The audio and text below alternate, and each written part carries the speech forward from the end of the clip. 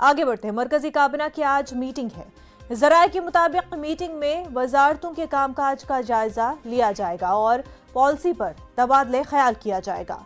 इस कड़ी की पहली मीटिंग 14 सितंबर को हुई थी, जिसमें वजीर सेहत और वजीर तालीम धर्मेंद्र प्रधान ने टाइम मैनेजमेंट पर प्रेजेंटेशन पेश किए थे। 28 सितंबर को दूसरी मीटिंग हुई थी।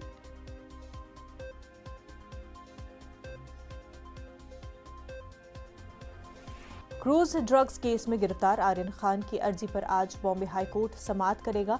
गुज़िश्ता दिनों मुंबई की खसूसी अदालत ने आर्यन खान और दीगर 2 मुलजमीन को जमानत देने से इनकार कर दिया था। खसूसी अदालत के इनकार के बाद ही जमानत के लिए बॉम्बे हाई कोर्ट का दरवाजा खटखटाया गया था।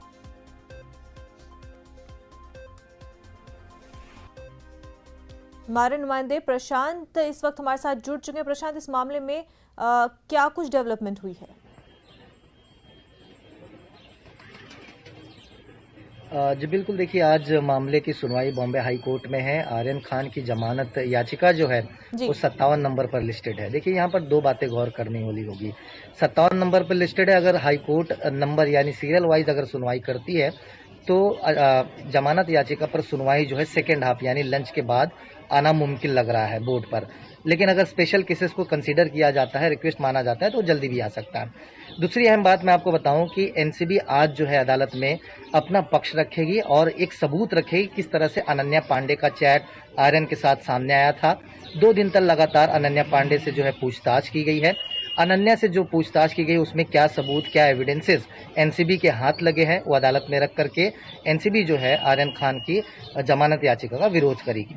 वहीं दूसरी तरफ मैं आपको बता दूं कि जिस तरह से समीर वानखेड़े इन दिनों सुर्खियों में बने हुए हैं, वो भी उनकी तरफ से भी एक एप्लीकेशन अदालत में रखी जाएगी और उनका साफ तौर पर यह कहना होगा कि किस तरह से जांच को प्रभावित किया जा रहा है, किस तरह से उसे दूसरा रंग दिया जा रहा है, आर्यन खान के नाम से किस तरह से राजनीति खेली जा रही है। यानी कुल मिलाकर देखा जाए एनसीबी ने अपना इंटेंशन एकदम साफ कर दिया है कि इस मामले में आर्यन खान के जमानत याचिका का विरोध जो है एनसीबी करेगी और क्या एविडेंसेस, क्या चीजें अदालत में रखती हैं एनसीबी, ये देखने वाली बात होगी। वहीं देखना होगा कि सतीश माने शिंदे जो आर्यन खान के वकील है, जो इस अदालत में पैरवी करेंगे उसकी जमानत के लिए, तो उनकी तरफ से क्या कुछ पक्ष रखा जाएगा वो देखने वाली बात होगी। बिल्कुल, बेहद शुक्रिया प्रशांत आपका।